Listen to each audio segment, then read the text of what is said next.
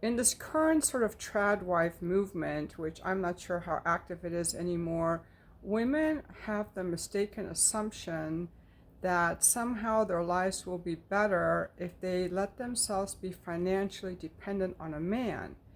And as a woman who was a stay at home mom for 25 years, I will give you some of the downsides to this notion and why I think it actually makes a woman less powerful and the relationship less juicy and authentic.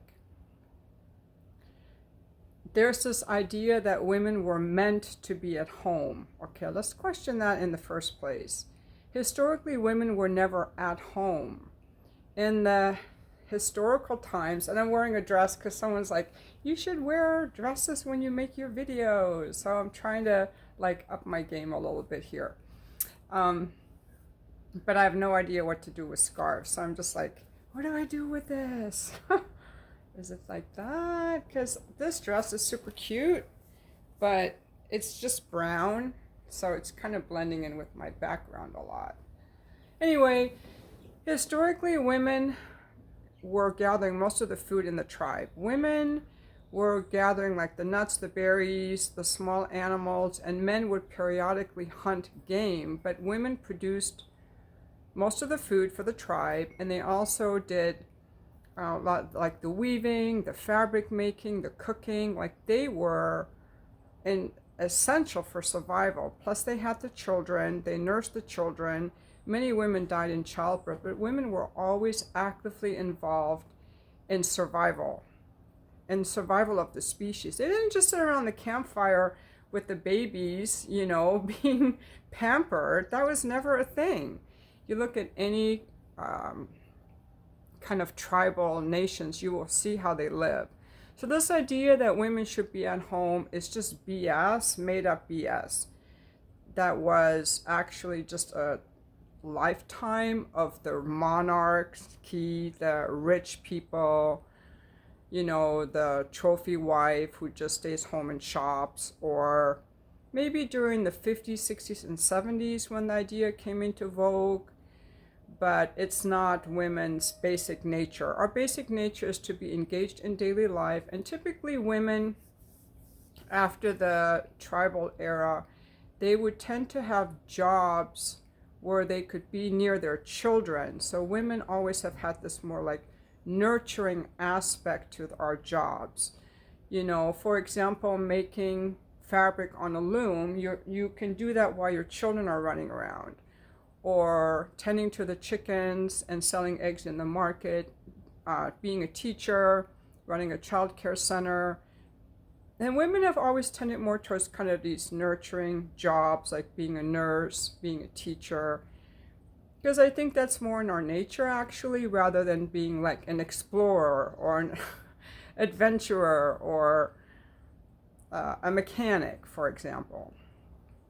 So women have always done that, and usually women have also been engaged in making money. For example,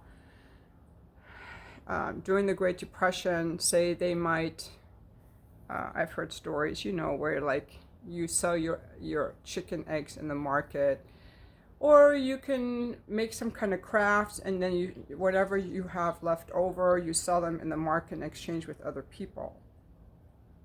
Even in the prairie days, women had to do a lot of heavy work, carrying water from to the home, and starting fires and cooking. Like, it was not a glamorous life where women just sat around like the rich housewives of whatever. That's just a fairy tale, newer myth.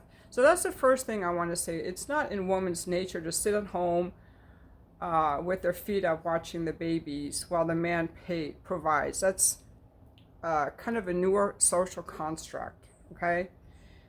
So that's the first point. The second point I want to make is, going along with that, it's not in the nature of adults to be helpless little children, okay? Some of this yearning, when women say, I want a man to provide for me, it reminds me of a little kid that's like, mommy and daddy didn't give me enough attention, and so now I need a man to give me the attention that my daddy never gave me. It's, to me, a father wound. if my dad didn't pay for me, didn't provide for me, if I have a father wound, I'm going to look for a man to replace my daddy. And that, you can do that if you want and call it like a BDSM type relationship with a power imbalance. But unlike a BDSM relationship where you agree to a power imbalance, this one is very implied, because an adult who cannot provide for themselves is helpless and not a full adult, in my opinion. Okay? Because that person becomes infantilized and helpless as a child. And I'm speaking from my own experience. All those years I was married and a stay-at-home mom. And by the way, I did have a career that I stopped working after my daughter was born. Like, she was almost a year old and I was laid off, and I started looking like for part-time professional jobs, and there weren't any. Not much has changed in the 30 years since. So, and I didn't want to work full-time and have my kids in daycare. So I spent the next 20 some years being financially dependent on my husband, who kind of hated me for it, to be honest. He did not want to be a provider. That's another thing. A lot of men do not want to be the provider. Okay? Some do, but some are resentful. And the ones who are the provider often exploit that power. But the point is, from my point of view, as being financially dependent, whether or not he had resented it is a separate issue. I felt helpless. I felt like a kept woman, not because he did anything, but I felt like I didn't have equal power. And some of the financial decisions, I made a lot of them, but he made some of them too. But I always felt like I couldn't speak up about certain things because he was the one that was working and providing. And so I attributed to him more rights, maybe rightly so, but also I felt like, who am I without him? Can I even survive without him? I questioned my own power. That's the thing. Because when you make your own money, you have your own power. Money is power, okay? That's true. Money is power. Whatever we can exchange for our survival and our security and our resources, that's power. And I gave up all that power. And sure, he said we could split everything, and he was not a jerk about it, but I knew I didn't have equal power. And because I didn't have equal power, I had to cede some of who I could be in that relationship, and I couldn't walk away. There are a lot of reasons you can't walk away from a marriage so easily. You have a joint business together, maybe you have social friends together, you have children together, you have a dog together. But being financially dependent is also a big one. So I didn't feel like I was in my own power. And this is why I really think that every woman needs the ability to provide for herself. Every human being needs the ability to provide for themselves. That is super, super important. Financially, emotionally, physically, on all levels, that's what makes a whole human being. And this whole... forget the stupid thing. This whole tradwife movement is not empowering, because it presents women as these helpless creatures who can't do who are not made for doing anything besides sit around at home and do little baking projects, which is kind of like it's kind of a fairy tale part of it, but it doesn't acknowledge that the loss of power that the woman has. I do think it makes sense for a woman to be home with her kids when they're really young, or to work part-time when their children are at home. But this idea that women shouldn't work and men should provide is infantilizing women. It's not acknowledging that women are physically strong, capable of providing for themselves, capable of contributing to the family, and that we want the freedom to be able to leave if we have to. That's what feminism was supposed to do. I think that a lot of women have gone overboard, and I think that women in general thrive in nurturing type of jobs.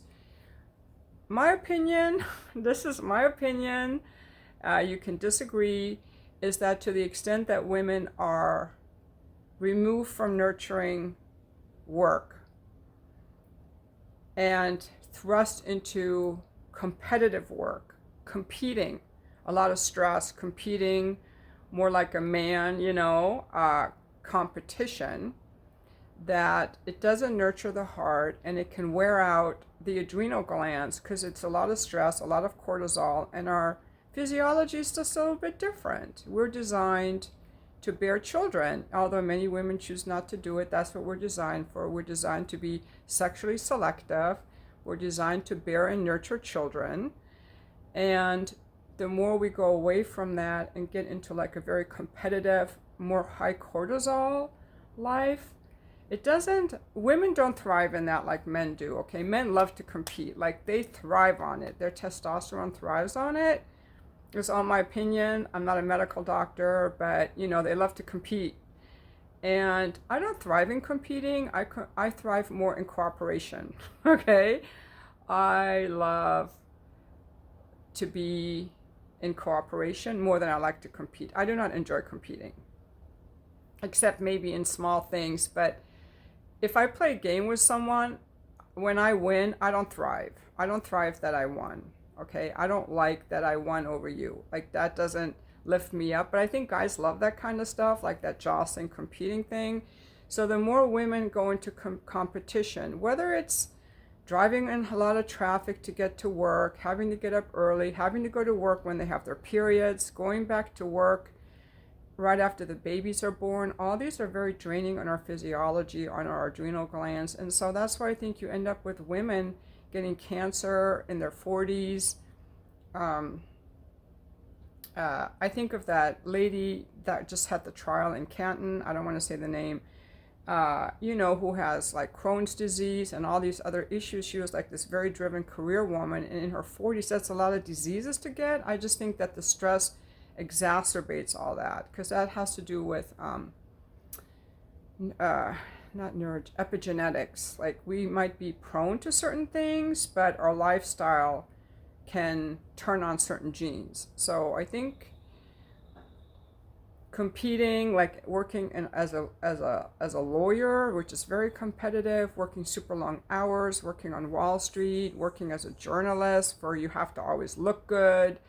Even Princess Kate is a perfect example of a woman who has had to work super hard. She had to be so perfect in so many areas. She had to look good, play the piano, do all this charity work, always smile, don't ever act upset in public. You can't be yourself. Like, that's just a lot.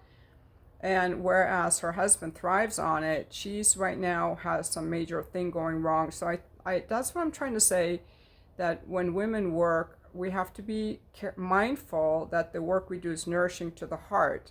So working with students or doing research or being involved in charity work, leading a charity, being around people we work with that are nourishing, that we enjoy going to work. I think that men can handle it more easily if people are jerks at work or the environment is stressful, because my ex-husband can handle all that stuff like a boss. Just one little example is that my mom would always say how stressful it was for her to fly. Like the flying, the getting on the airplane, the dry air, just being afraid to fly. It was like a huge stressful event in her life. And my ex-husband at the time would be like, he loved flying because it was a chance to relax. I can read a book, I don't have to work, it's my chance to relax. That's a huge difference, because to me flying is also very stressful. So that was just a difference, and he always had a lot more energy than I did. Like, he just had that very good, healthy male energy. So when I was first married, I would be at work, come home, like at 5 or 6, I would meditate, and I would be so exhausted from working all day that I would just fall asleep when I was meditating. And then he would be mad at me on the nights it was my turn to cook, rightly so. But I was just so exhausted, like my body just was tired. And he wasn't. He would come home from working all day, he'd be in a good mood, and later on just play with the kids or do whatever. He just always had like a stronger physiology. And that's not to say I'm not strong, but there is a difference in, like, I needed a little bit more rest to recharge. On the days I had my period, I wanted to stay home rather than have to go to work with all these cramps. So it's just honoring our different natures. So, but the point I was trying to get to is that being that I think that women can thrive working as long as the work that we do is nurturing to our physiology and nurturing to our heart. But this whole idea of women staying home and being like helpless dependents is not something that we were designed for, and it's not good. One thing that I'm really passionate about is so important that we can end friendships or not get into friendships or relationships that are not moving us forward. And the things that keep us from being able to walk away is being financially dependent on someone and also helpless. It's a very helpless feeling. And now it's been 11 years that I've been single and on my own. You know, some of the guys leave comments like, oh yeah, you got the house when you got divorced. No, I didn't. Oh, you got all your husband's money when you divorced. No, I didn't. People like to project all of these stories onto women, but I know many women who, when they divorce, ask for nothing or just split everything in half, or actually they're the ones paying the husband because they're the one making more money. And also in today's relationships, most couples, they're both working, so it is not anyone paying anyone. So my point of this video is that it's really important for all of us to be self-sustaining adults. And anyone who wants to relinquish that responsibility is going to pay a price. There's nothing glamorous about being some dependent housewife, because you might look at these women and envy them, but you know what it's like to be them. Because they're going to feel incompetent, they're going to feel dependent and helpless, and they can never leave. And if they do leave, they're going to be what I call a parasite. So if your kids are grown and you get divorced and you siphon off your husband's money that he's worked for, I think that you're a parasite. That's why I did not ask my husband for money when we divorced, because I'm not a woman. I didn't want to take money from a guy I was no longer fucking. When we were married, it was fine for him to pay the bills because I did the housely things, the cleaning, the cooking, the taking care of the kids. I did all that, so it seemed fair. But once I'm divorced, if I were to ask him for money, I would be a helpless parasite and loser, in my opinion. Now, I'm going to go off on some tangents. As far as guys getting mad at women who take the money, well, that's how our society is set up. Someone has to raise the kids. When men get mad at women for getting money in a divorce, and of course I didn't do that because my kids were already grown, but if they hadn't been, I would have asked for money, because someone has to be compensated for raising the kids. So there's a lack of understanding or love for children when people are so busy hating on the woman. Someone has to bear the kids and raise the kids, and the way that our society is set up now, women generally don't have like jobs that they can do when their kids are running around underfoot. So they have to get a babysitter, or they usually just stay home with the kids and thus get out of the workforce. And by the time my kids were in high school, most of the moms in the school were not working. All those years, they were all stay-at-home moms. They weren't working, and it got to the point where they couldn't even work. Like, one of my friends was married to someone who used to run like a mutual fund out of Boston. And when that mutual fund shut down, and they were super, super rich, when it shut down and their financial fortunes changed, she thought about going back to work. But she's like, I have not worked in 20 years. What am I going to do? Go back to work for $10 an hour? When her husband was already making way more than that. She's like, who's going to hire me? And that's the problem. So I think ideally women do something part-time to stay actively engaged in the workforce, knowing how to work a computer or social media, or know how to market themselves, or get out among people and know how to write a resume and write a cover letter. Those are like super important skills, so that if you ever have to provide for yourself, that you can, because you don't know what life gives you. Even if you're married and your husband is providing, something could happen to him. I mean, you could get divorced, or he could die or become disabled. So someone has to be able to support the family. So this whole idea of women being provided for, to me, has a lot of downsides, because it's a complete abdication of any kind of power. You're powerless. You can never leave him, and the only way you can leave him is to siphon off half of his money, which, how that doesn't feel good. I would not feel good about myself if I was living off someone else's money. People have that innate need to take care of themselves, and when they don't, I think there's always a part of them that feels some shame or some loss of power or loss of autonomy or some infantilizing or something. So that's just what I wanted to say. And when we make our own money, we're able to walk away. I feel really good when I can end kind of friendships or relationships that don't serve me anymore. That is freedom. That is real freedom. Freedom to walk away. Freedom to walk away. That requires financial independence and emotional independence. A lot of times people don't want to walk away from friendships that don't serve them, whether it's a friend, a family member, a spouse, a boyfriend, girlfriend, because they're emotionally needy. They're afraid to be alone. And I've had to work through that for myself, to the point now where I'm so much more happy alone than with anyone. I'm so much more happy alone, but I had to get to that point where I was willing to say no. And you can't say no when you're needy or dependent. So I think that part of being an adult is being an autonomous being. Like, this is one of my philosophies. It's like being like a tree. We all have to be a tree to be a beautiful forest. We all have to be a tree, completely autonomous. Again, exceptions: if a woman has small children, I think it's really important for someone to be there to provide for her financially, because her body needs time to recover and she needs to give a lot of attention to that child. And dropping a kid off at daycare is traumatizing to the child and to the mother.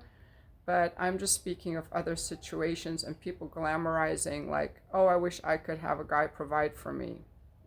And don't forget, the guy that provides for you is a guy that you're fucking and giving blowjobs to and sucking his dick.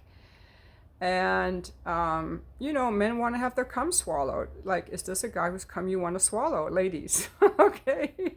So you got to have a desire for that guy. You have to be in love with that guy, and you have to enjoy doing the housework things. Like I said, when my kids were little, all these moms, they didn't do anything. They had housekeepers, and I'm not housekeepers, not rich like that, but cleaning ladies that would come in, someone to clean the pool. There was a gardener, there was a housekeeper, and oftentimes they would just call out for dinner or something. I'm like, okay, these women are paying someone to clean their house. Pretty soon they're going to pay someone to fuck their husbands. Like, what is your purpose in life if you're just sitting around at home going to yoga class or watching Netflix? Like, what is your purpose in life? And I think it's a quick decline down into losing one's sense of self and just becoming boring, frankly. So those are my opinions on being financially, the downsides of being financially dependent on a man is what I'm going to call this video.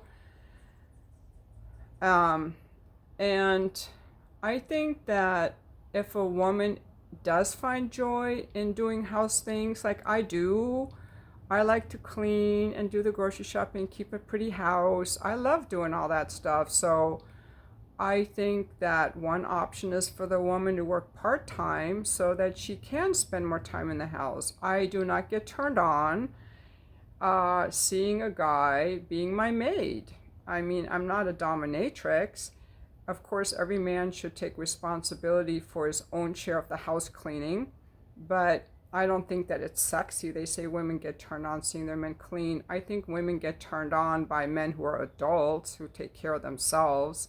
I think women get turned off by men looking for a mommy, but maybe men get turned off by women looking for a daddy to pay all their bills.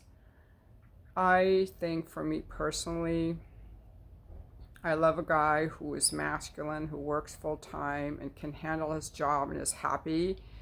And I work part time and out of the home, pretty much making money, and the other time in the home because someone has to maintain the home.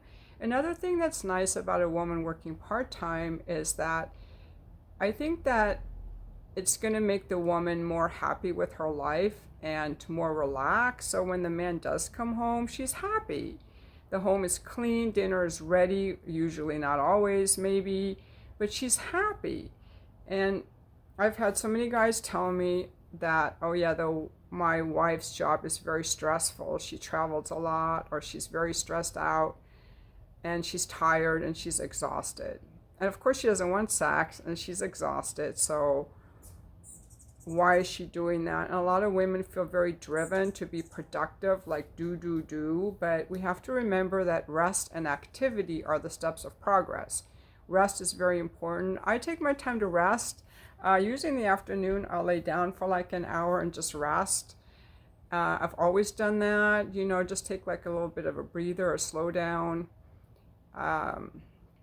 I suppose if someone drinks coffee or eats sugar, that'll help them get a second wind, but those second winds are exhausting and don't really give energy. What gives energy are good night's sleep, exercise, and good food.